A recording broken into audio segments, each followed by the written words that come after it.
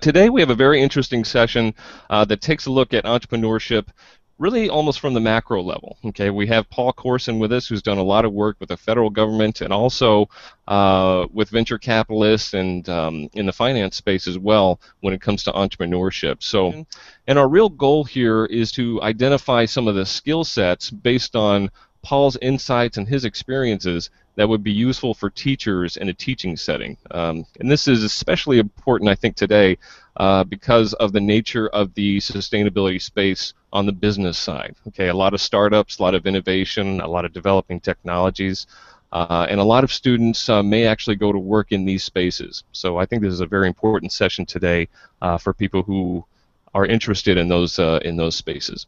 So without further delay, I'm going to turn it over to Paul Corson. Paul, it's all yours. Thanks very much, Lauren, and I'm very excited to be part of this today. You know, when Lauren first asked me to do this, I was very upfront with him, and I mentioned right away that I'm no expert in most everything, and especially environmental causes. One of the things I'll try and do today is just throw in a couple of pictures here and there just to spice it up a little bit. But I'm no expert in technology. I'm no expert in environmental causes. I do know something about entrepreneurship. I've been in the space for about 20 years, done it globally, done it for public sector, private sector, startups, philanthropic, and not-for-profit. So, you know, hopefully a few things that I say will resonate. I'm going to be purposefully provocative because I want to, you know, incite some conversation. So please interrupt if you want, or question or challenge. Happy for that. But you know, my mom, when I was a kid, it was 1976, and my mom forced us to recycle. So this is what recycling looked like in 1979, and this is what society looked like. That's Mick Jagger and Jerry Hall in 1979, right? So if I've been recycling since 1979, doesn't that make me an expert in environment or in recycling or in sustainability? And that might sound somewhat comical, but when I was in DC, people accused me of being an expert in all kinds of things. And my comment was always, you know what, all it takes to be an expert sometimes is to know more than your audience. And if you don't know more than your audience, you can pretend, and usually the real experts won't challenge you publicly. I don't want to do that today, right? You all know your space. I've looked up your backgrounds. You know the environmental and sustainability space better than I ever will.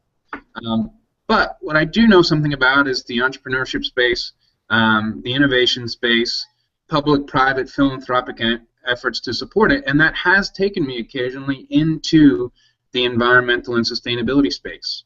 And over the last couple of years, I've also gotten to know a lot of community colleges very, very well, and so I've learned quite a bit about workforce development. One of the things that I think I've learned, and I want to maybe coin a phrase today, is that there's a lot of hyperbole in entrepreneurship. And I like this slide because it sort of, you know, gets to what we're talking about in this space, right? This hyperbole of entrepreneurship. I think there are also a lot of entrepreneurial shamans and innovation shamans, right? Do any of you know any self-professed experts with magical insights to spur entrepreneurship and innovation? How many of you have been told that humans have always found a way to innovate away all of our problems, all of our challenges?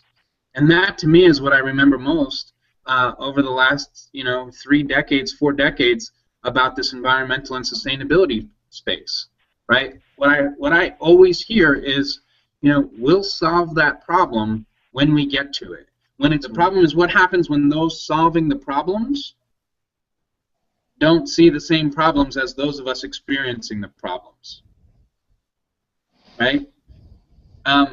So I want to be clear, because I will say a lot of you know, critical things, I believe in the power of innovation and entrepreneurship.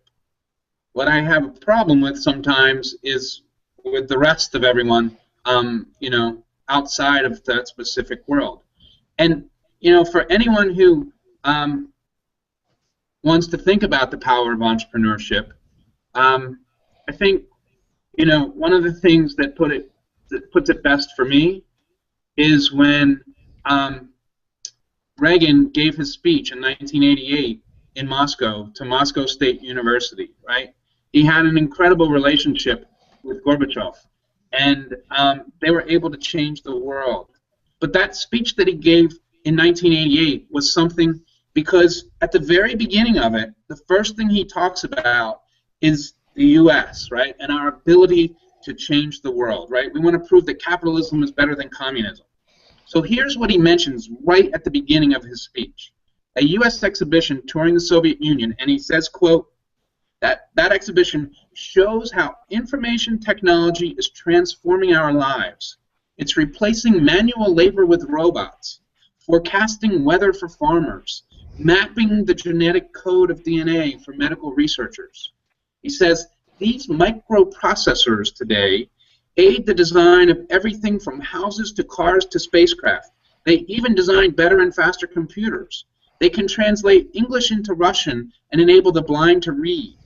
He says, linked by a network of satellites and fiber optic cables, one individual with a desktop computer and a telephone commands more resources than the largest governments just a few years ago.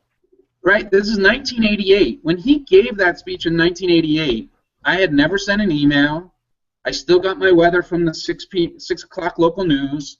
I had this massive TV antenna on top of my roof, and I used a 5 1/4-inch hard plastic floppy disk to save my WordPerfect files. Right? So that's 1988, and that's where I was technologically. But now fast forward to today, and think about what he said and the things that he highlighted. Right? And so the question I ask is, technologically, have we gotten that much farther? One of the things he said is, in the new human economy, and I'm quoting, human invention increasingly makes physical resources obsolete. And I know that's where we want to go, but I just question things, right? So fast forward 2 decades, and in particular the last 6 years. Think about what we've done over the last 6 years. So with that speech ringing in your head, right, think about the politics of the day and all the solutions that you've heard, right, and government getting engaged and everything that's happened, right? So I'll give you a sense of what I think of as juvenile approach to governing. The Commerce Department, about 9 years ago, during the second W administration, it had an internationally focused program for entrepreneurship, and they called it PEG, the Program for Entrepreneurial Growth. This is the Commerce Department. No one within the Commerce Department's domestic part of the Commerce Department wanted anything to do with it. And likewise, the program functioned largely outside of and in spite of, despite of, the State Department. So as soon as W leaves and Obama comes in, Commerce kills PEG, and the State Department starts PEG spelled backwards, the Global Entrepreneurship Program. And not to be outdone, Commerce creates a domestic entrepreneurship program, launches the Office of Innovation and Entrepreneurship, SBA goes all in, Veterans Affairs goes in, Labor Department goes in, Domestic Policy Council, Fed Labs, even the Department of Energy, right? And so with all those laser beams focused on entrepreneurship, think about what Reagan's speech today would be if he's giving that speech to Moscow State University, right? 2 decades ago, he talked about, translating Russian to English, farmers getting weather, satellites, this, that, right? So today, he'd say, right, we have this U.S. exhibition touring Russia, and you can share a picture of your lunch with thousands of followers. But the picture of you cavorting drunk after lunch is automatically going to erase after it's been viewed, so don't worry about it. And you know what? Once you leave the restaurant, you can hail a gypsy cab with your phone to take you back to the gypsy hotel that you reserved online with your phone, and you can pay for it using an app. And our technology, you think about it, has even freed you from the need to actually come to a place like Moscow State because you can get your degree online. You can buy it from a private virtual university. You can just autoplay all of the video classes on your smart device while you sleep and then get your degree, right? And Reagan can say all that while holding up, you know, his iPhone. Here, I think this is what it might look like, right? So that's technological progress of several decades. And, you know, so much for Solyndra and A123, right? Because that's not really a problem yet. So that's what I think of when I think of government policies and programs to support entrepreneurship and how the politicians get behind entrepreneurship, right? It's a little bit dysfunctional, and there is some good stuff, and we'll talk about that. But changing gears a little bit to the investment side of the house, right? Let's talk about equity investment for sustainable startups. So a VC friend of mine out in Utah recently, I was talking to him about this, and he said he loves opportunities when, you know, the environmental impact and the sustainability aspect of it are the frosting on the cake. And then he said the problem comes when the entrepreneur or the startup thinks that the environmental aspect or the sustainability is the cake. He said causes feel nice, but the only color of green that he cares about is the money in his pocket. And so I started thinking about that more, and in preparing for this, I read something, maybe some of you know it, this Global Clean Tech Innovation Index. And it's a 2014 report. It's published by an advocacy or consulting group, the Clean Tech Group, and the World Wildlife Foundation, right? And it makes a big deal about surveying 40 different countries and critiquing them and ranking them in terms of their clean tech and clean energy initiatives. And it says Israel's first, Finland's second, and the United States is third, right? And one of the reasons why it is so upbeat, it says that the investor community has invested $41 billion in clean tech startups over the last 5 years. This is a report that's a year old now, right? So $41 billion in clean tech startups over the last 5 years, and it forecasts that that's going to nearly double in the or that it doesn't forecast. It says that's doubled over the last 5 years, right? So, but it says, you know, referring to that because of all that investment, that startups can move beyond that, and the clean, sustainable industry can move beyond those financing challenges now, because we really need these companies to scale up, right? We need industry to get involved. So I juxtaposed that against something that a guy named Eric Wessoff said, and he writes a subscriber-only newsletter on venture investing in renewable energy. So his argument is, quote, clean tech venture capital is a wasteland. He says there are a couple notable successes like Tesla that everyone wants to point to, but that overall the segment of VC has underperformed to the extent that the total dollar volume and deal count are stagnant. And not only that, early stage deals, right, the new technologies are absolutely rare. Here we have the Global Clean Tech Report highlighting, you know, 40% of Finland's public sector R&D dollars are going to clean tech. We think that's awesome, right? Well, does anybody know Finland's R&D investiture? Right? The public sector, it's about a couple $2 billion. So their 40% is somewhat less than 800 million. Right? So we have this idea that there's a huge amount of capital.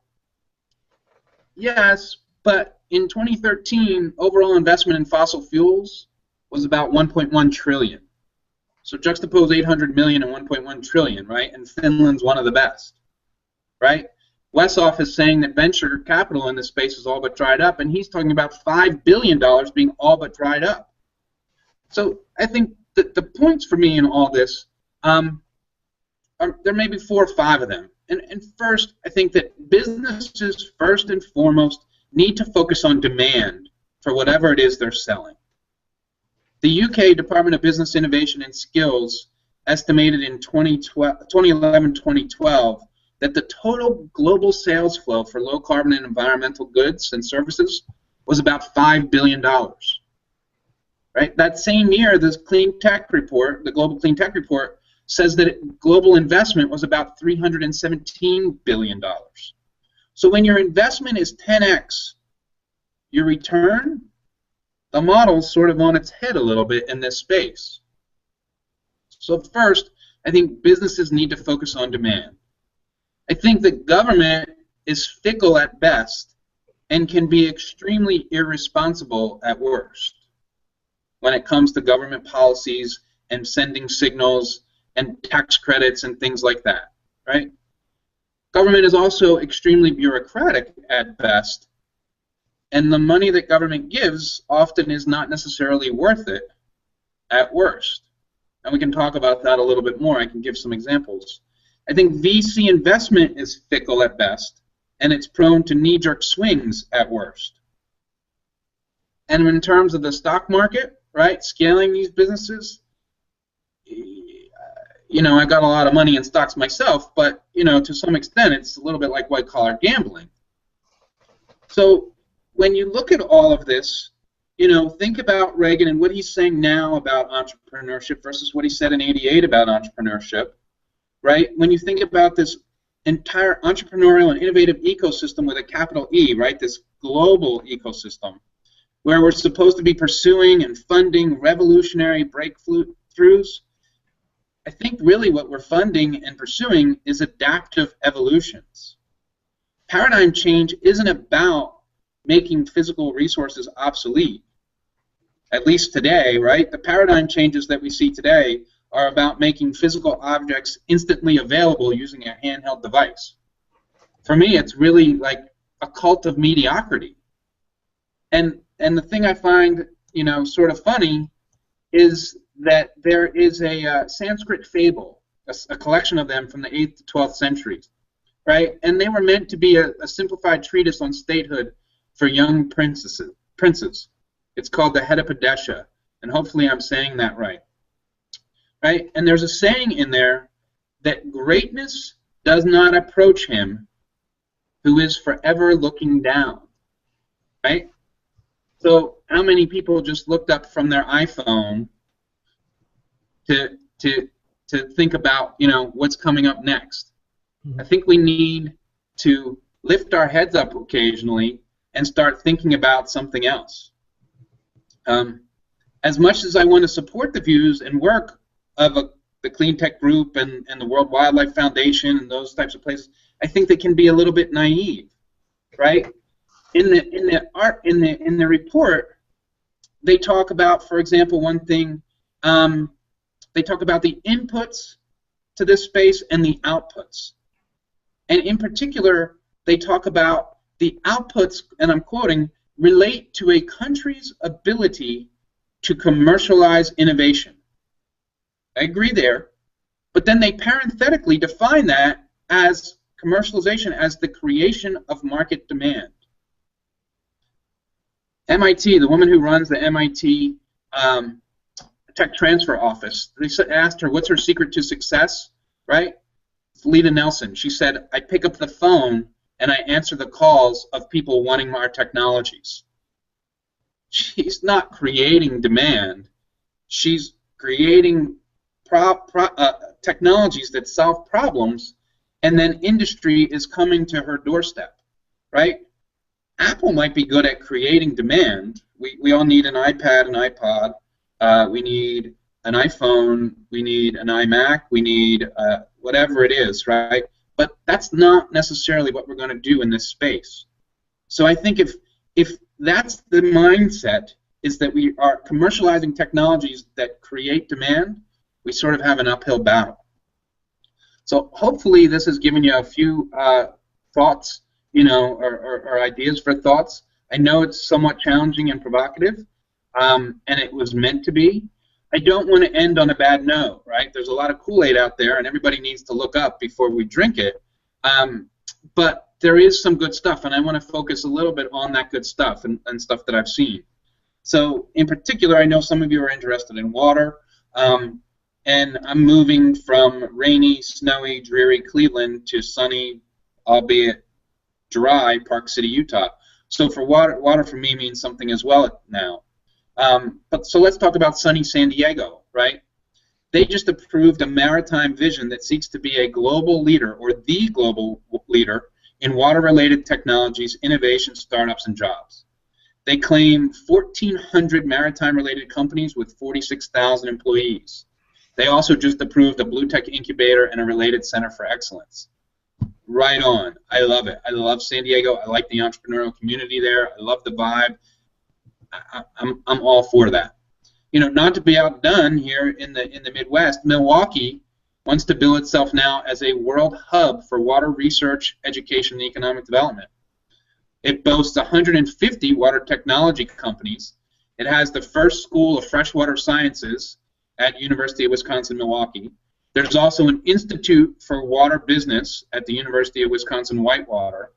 The whole cluster has over 100 academic scientists and researchers focused on water solutions, and it has a designation as a UN Global Compact City.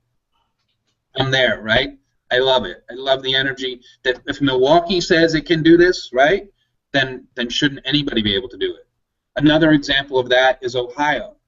Ohio ranks third nationally, at least in 2009, when statistics were the statistics I had.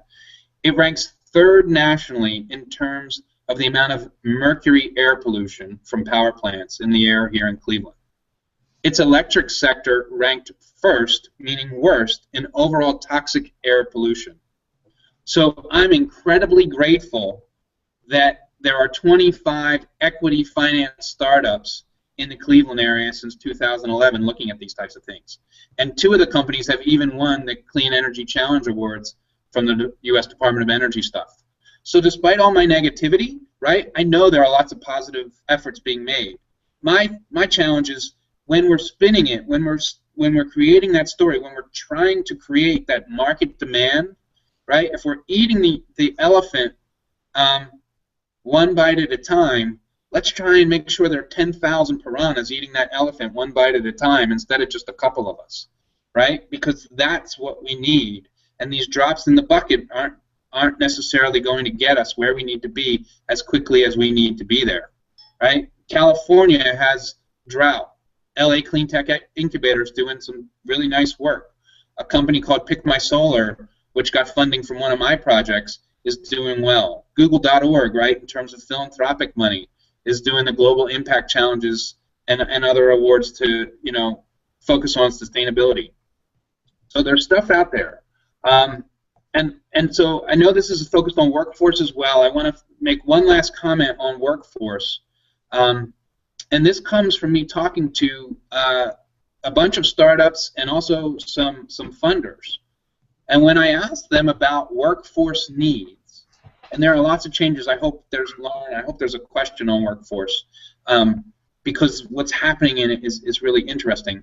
But when it comes to workforce needs, what everybody told me, and I didn't have any dissenters, right? Maybe two handfuls worth of people. They said, don't focus on turning out people who have degrees in sustainability. They said, this is all about electrons. It's physics. It's chemistry. It's engineering. This country needs to focus on creating more engineers and having them stay here, right? The visa policies, things like that, right? We need more engineers. We need more physicists. We need more chemists. We need more people who understand the science and want to pursue innovation, paradigm-changing innovations in this space. We don't necessarily need more ride-sharing apps, right? We need somebody who can figure out how to change the grid, how to store, right? How to create regulations, right? If they go into government, that makes sense, right? That's what we need. I don't need somebody who comes out and says, I have a certificate in sustainability because I know how it relates to marketing. That's good, right? But I need that physicist or that engineer. So with that, I want to end on that positive note, right? There's great opportunity, there's great activity, but I think it just needs to maybe drink a little less of its own Kool-Aid and maybe focus on some of the challenges, you know, that I've outlined. Okay, great. Thanks, Paul. Thanks a lot for that. Paul, you talk a little bit about, you spend a lot of time in the government, and I actually have a policy-related question for you to start. You know, and working with the government, that's particularly relevant, I think, to the sustainability space. Because if you look at a lot of the technologies, let's take solar for example. There's been a lot of subsidies, for example, and it seems like almost, and I'm not an expert in the VC space, but a lot of people and a lot of investors actually are waiting for the renewal of those subsidies and those supportive policies that are on a cycle of like 2 to 3 years to determine whether or not they're going to put their money in that space. Now I think it's starting to almost turn the corner because the economics are starting to become more favorable for the solar space, for example. The cost of the panels and everything is going down. There's more market penetration when you look at rooftop solar, that sort of thing.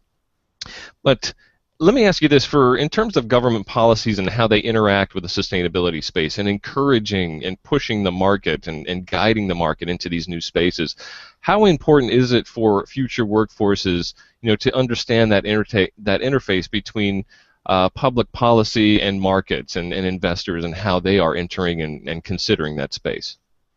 I think it's huge. And it reminds me of something my father used to say. I grew up outside of Philadelphia, and we were long-suffering Philadelphia Phillies fans. And he would always turn off the TV after, a couple of innings, go to bed, and say, they're all bums, we should just throw them all out, right? And it's easy to say that about politicians as well. I know from my own experience there are lots of really dedicated, very hard-working, very thoughtful government employees. I also think there are a lot of very well-intentioned politicians. There's a huge divide between politics and policy. And that's something I remember when I moved to DC from New York and I wanted to get into this space. A friend asked me, she said, do you like politics or policy, and which one do you want to work in? Because often they don't meet, right? There's a huge divide.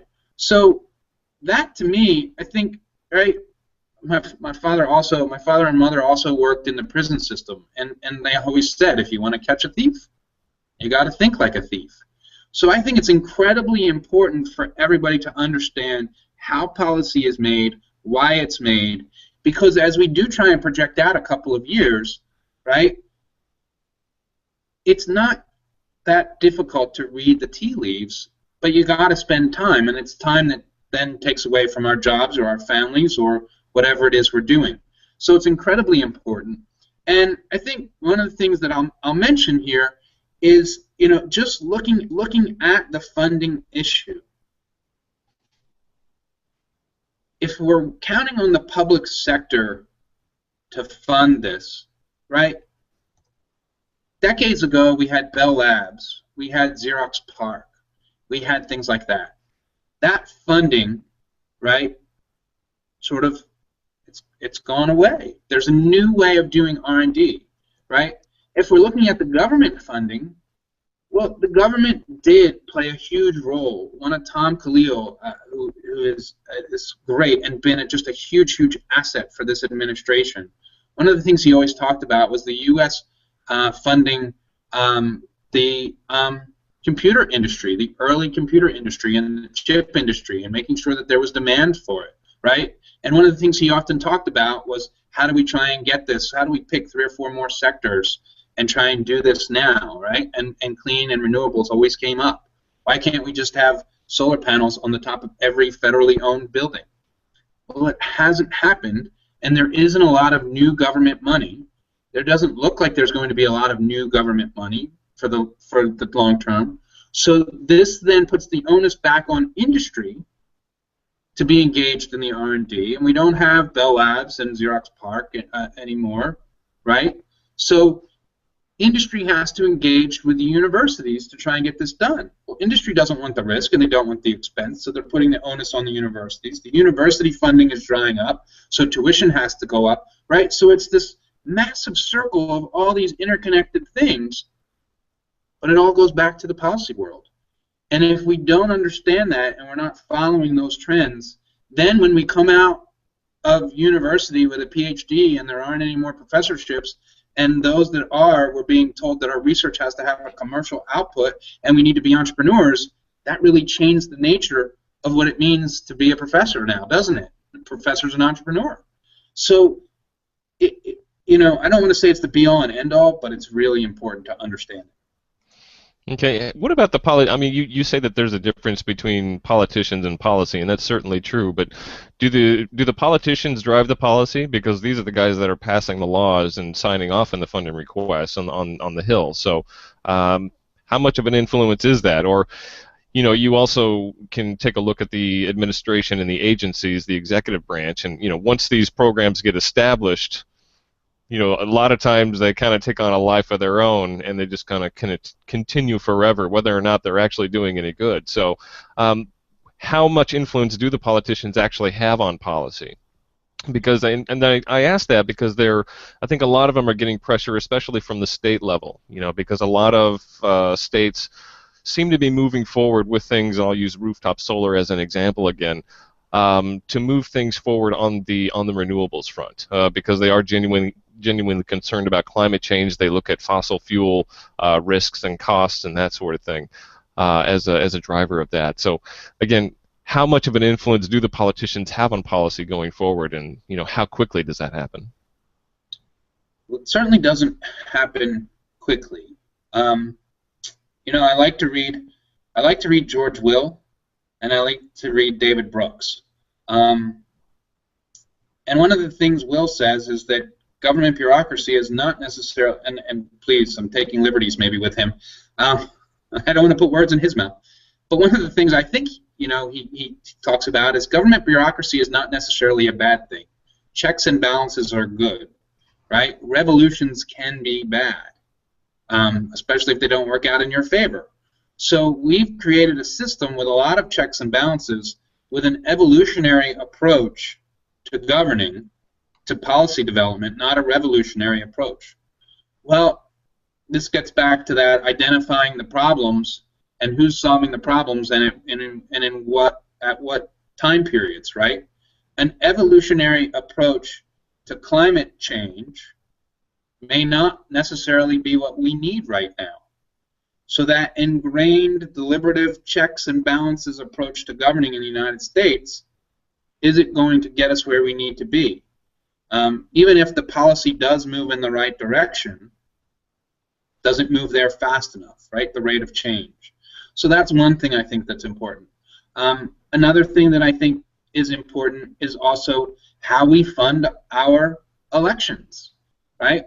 One of the stats that I came across was, I think in 2013, you know, the fossil fuel industry, all in, when you take all the investment and, you know, whatever else, $1.1 trillion worth of economic activity in the fossil fuel industry. There are a lot of profits that can then be pulled out, put into people's pockets who have a political agenda, right? Or corporations can now, you know, get more engaged through the campaign finance issues, right? That's right. 1.1 trillion buys a lot of campaign ads. That's right, right? But then when we looked at the you know, in the renewable and sustainable, right, it was the complete opposite. We had 300 billion of investment, and we were pulling out, you know, 5 billion in economic activity.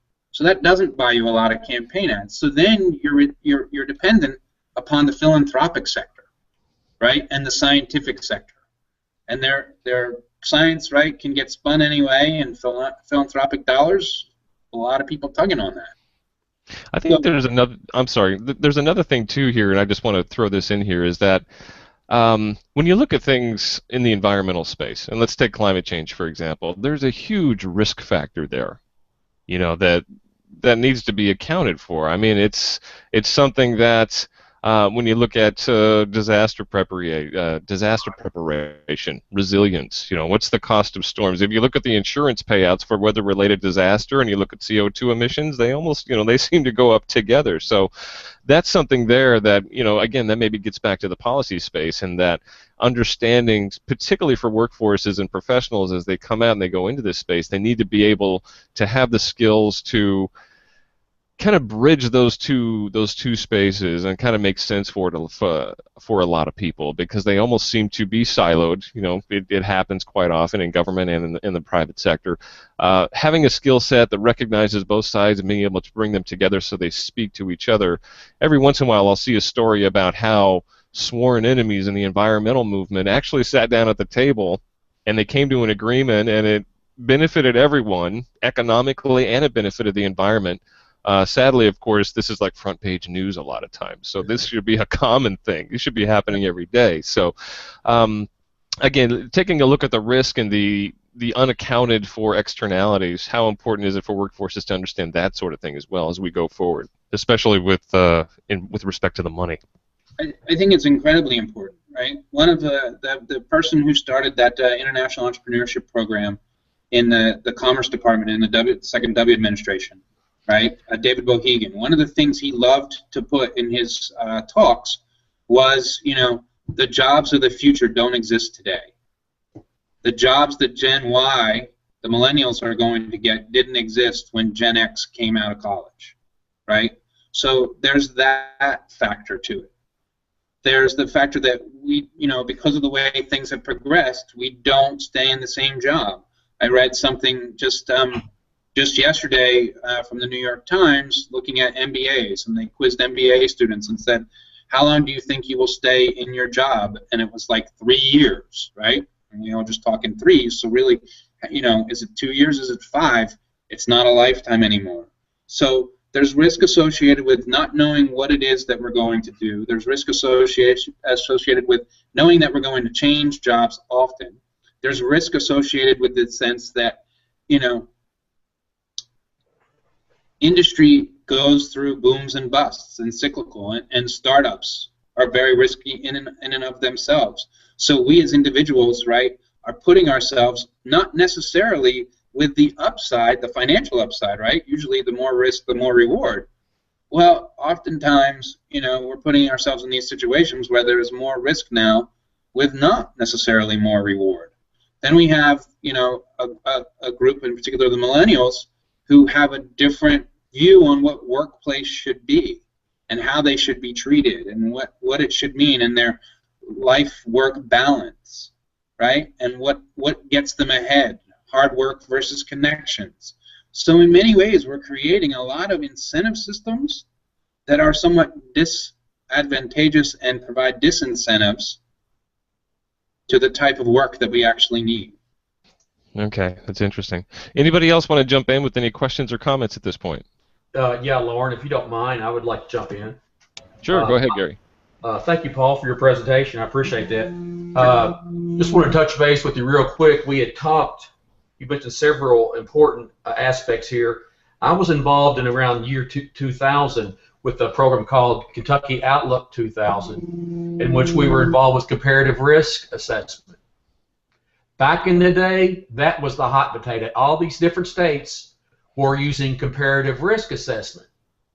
What is comparative risk assessment? It's basically taking different aspects coming to the table, your business, your academia, your nonprofits, your educational systems, your governmental programs, and basically looking in 3 different areas. Number 1 was human health, number 2 was quality of life, and number 3 was environmental health. And we went out and had discussions with the public and got their points of view. We came together and we conducted something called ranking or consensus. And then we submitted that to the legislators, the Legislative Research Commission, etc., and they based funding decisions on comparative risk assessment. I posted something on LinkedIn the other day. I didn't have one interested party on that. But back in the day, all these states are doing great things with comparative risk assessment. And it's kind of what you're talking about. Also, I want to tell you, I'm from Kentucky, a major 3rd largest producer of coal in the state. So carbon change has had a major issue with the coal industry here. And then also, let me not forget clean water as far as the impact of our streams when we move large amounts of material. So we have all these different aspects, but we have some of these great inputs. I think this is a great way what you try to do today, Lauren, bringing a few of us together. But how can we work together to acknowledge these things like what, Paul, you told us, and what's going on internationally, okay, to where we can keep these things funded. I always follow the money, for example. That's nice. But obviously, one thing in the coal industry, we realized we were not the leaders generating money. It was like a cat and mouse game. The mouse were the coal companies that generated the energy, okay, and we were the slower cats that basically tried to keep track of the mice, okay. So let's keep intact where we are, public versus private sector, okay, and maximize the greatest strengths, the SWOT, strengths, weaknesses, operations, threats, okay. Let's use that aspect as far as project management and try to work together. So a few things there I want to share. It's very interesting to me, and I think about things, right, in terms, what you talked about, right? So when we talk about the innovation space and the economic development space, the consulting space, right? It's so, cliched now that the politicians, right, the policymakers, they want to convene all the stakeholders. They want to get all this input, right? Then we want to map all of our assets. We want to look at where all of our holes are, right? And then we want to develop our policy. And then one of the challenges that I have is that life moves so much faster now. Exactly. And because of media in particular, right, it's not about, this will be somewhat maybe a controversial statement, it's all about the campaign now. We're in a perpetual state of campaigning. The presidential campaign, right, we're already looking out past Clinton, Bush, whomever else, who's going to succeed them. And we got to start campaigning, and we're lining ourselves up now, right? And it's a campaign for crowdfunding. Every crowdfunding event is a campaign, right? So everything now, so how do we look at things in terms of a campaign? What is the science of campaign, right? Because those who campaign have proven their ability to raise the money necessary to accomplish things. Exactly. And I think about it in terms of the innovation space, but I've begun, just in preparing for this today, to think about it in terms of the environmental sustainable space. Where's the campaign? And I think what it comes down to is, identifying moneyed individuals who can be champions and building a campaign around a few simple things. Hopefully, there will be more and more of those individuals, right? But one of the challenges is you have people from the fossil fuel industry who have the wealth, who can finance their own campaign. Right. There aren't a lot of millionaires and billionaires who have made their money in the sustainable space who then go and put their money to work in the sustainable space for a campaign. So that, to me, is part of the challenge. And maybe, maybe one of these math gurus out of Stanford can come up with a research tool to be able to identify through voting patterns or financial activities, right, real champions, right? So maybe that's something, right, much like politics has done trying to find voters, right? The sustainable industry can look at some software tools from some math geniuses, right, who can identify who our champions are going to be and how to then engage in that campaign. Now, I hear what you're saying, and I want to say something real quick. I hear a lot about renewables. When you have almost 95%, I mean, this is not spoken a lot of times, but you have the majority of those are hydrocarbon driven. Natural gas, coal, and oil. I mean, that's the reality that matters, folks. When you already have that infrastructure, I think H.D. Pickens was trying to do it when he got involved with that. You can't do these things unless you have the infrastructure. I mean, you could do bits and pieces, okay, but we need to face, to some degree, unfortunately, we have the dirty fuels industry already set up the infrastructure, okay? It's quite challenging to bring in something entirely new. Absolutely. I'm like, are we talking about the market, small business? Are we talking about politics? You make a good point. Are we talking about global? You're right. Each aspect's important. I got my master's in public administration. So you said policy, I would use the word public administration. And I have made very many discussions, studies, researches, difference between private sector and non-private. And I've also done something y'all mentioned also, Lauren, with FEMA. I've also had the opportunity to work with FEMA in natural disasters and to actually see where governments and businesses come in to try to fix health issues, et cetera, infrastructure, okay? And these are all important. They're good learning tools. One thing I wanted to also mention real quick for y'all is I've been involved with STEM, science, technology, engineering, and math, and education. So I did want to throw that out real quick. I appreciate these other discussions. But education, as far as the millennials, and driving that aspect as well, I wanted to include that in the discussion. That's interesting. You know, Paul, just to jump back to something you said earlier about the expectations that the millennials have and how their working lives are going to play out. It just reminds me of a quick saying that well-known gentleman, I forget his name, but he said, "My father had one job his entire life. Okay, I'm going to have 7 jobs in my entire life. My son is going to have 7 jobs at the same time his entire life."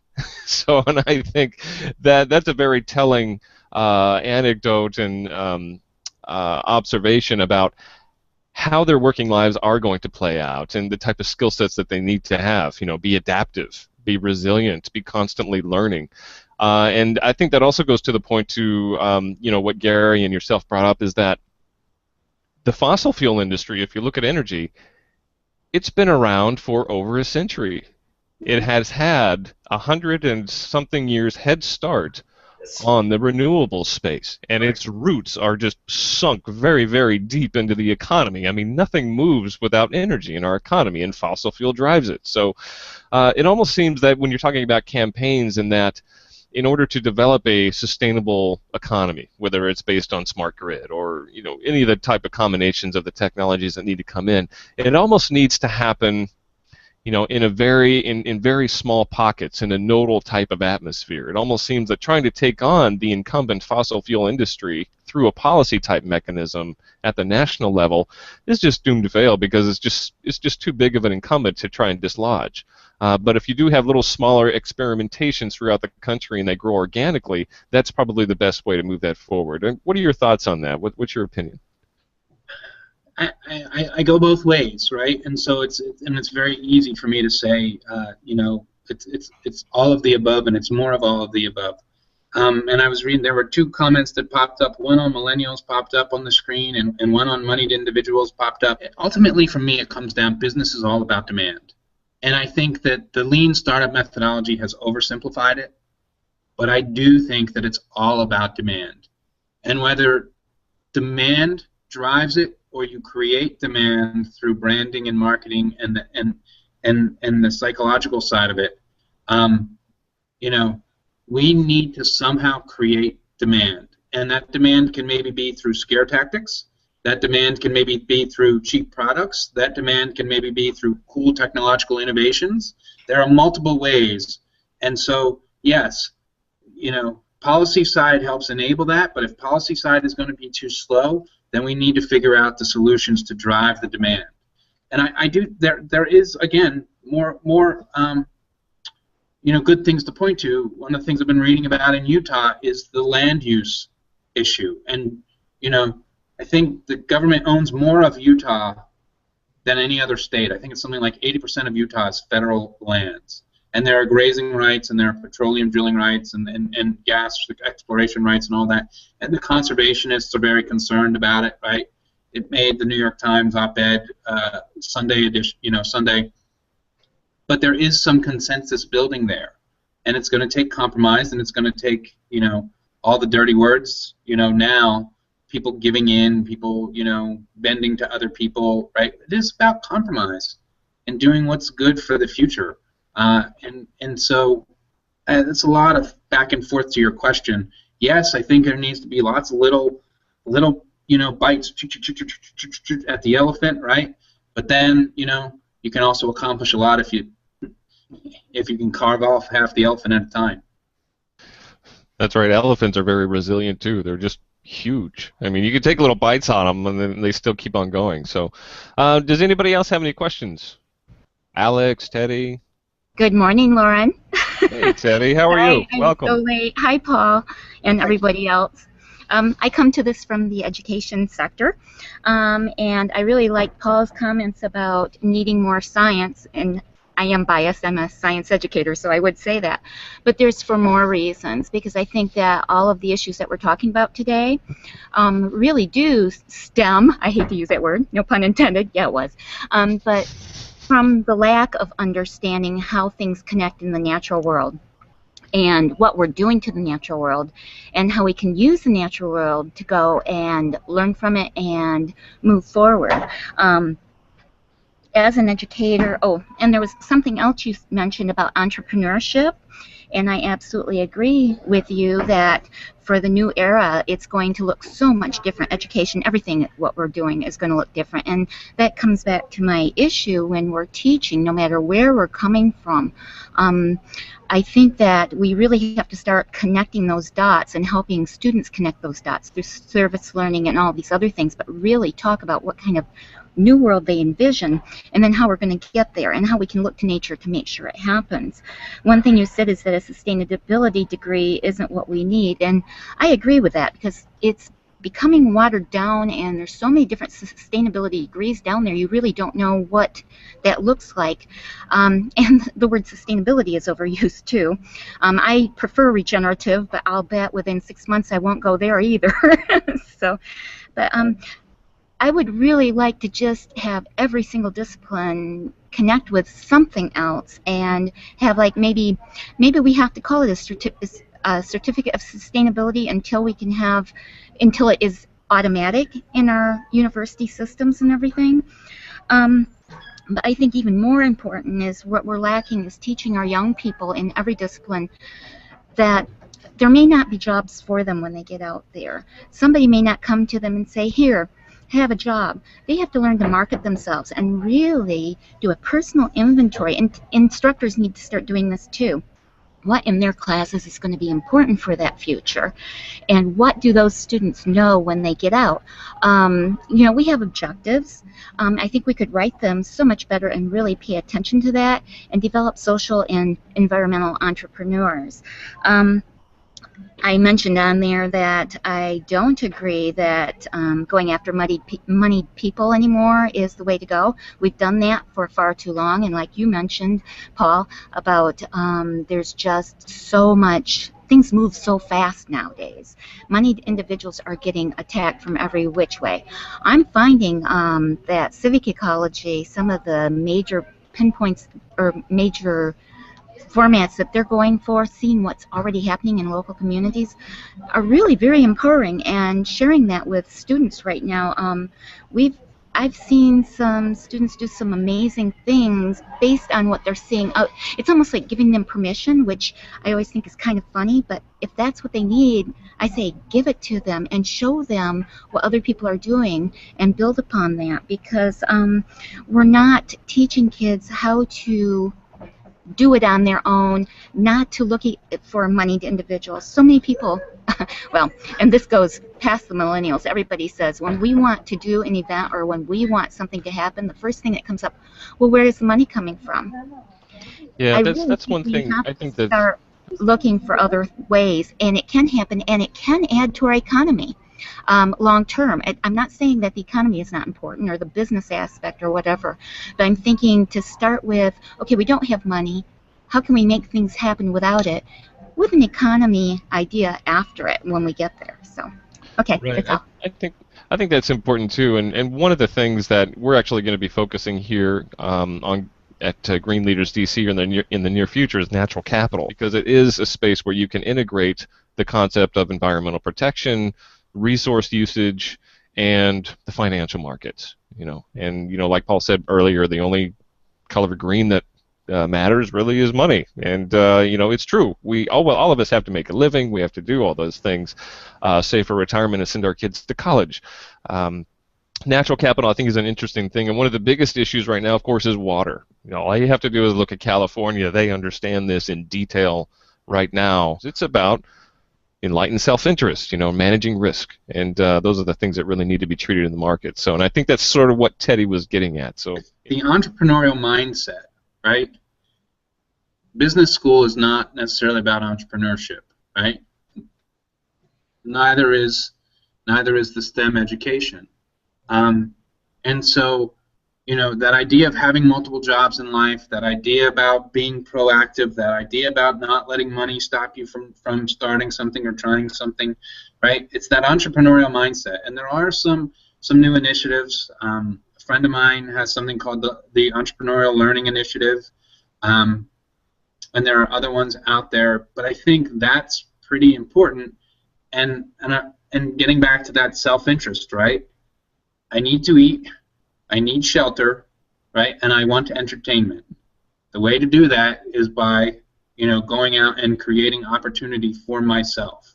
So that's one aspect of it. And then the other aspect that I think I see so much of is the blurred lines across educational divides now. And by that I mean, STEM going all the way down into kindergarten, and people talking about, I heard someone talking the other day about K through 28 or something like that. I guess that's, getting a PhD or a postdoc. It's not K through 12, it's K through 28. I was like, what? So does anybody want to stay in school that long? I can't imagine. Maybe. Maybe. But the idea that, now at a community college you can get a high school degree at a community college as well as a master's degree all at the community college blows out of the water what it means to go to a community college. The relationship between the university students going down and mentoring and teaching and engaging with the elementary school kids blurs a lot of those lines.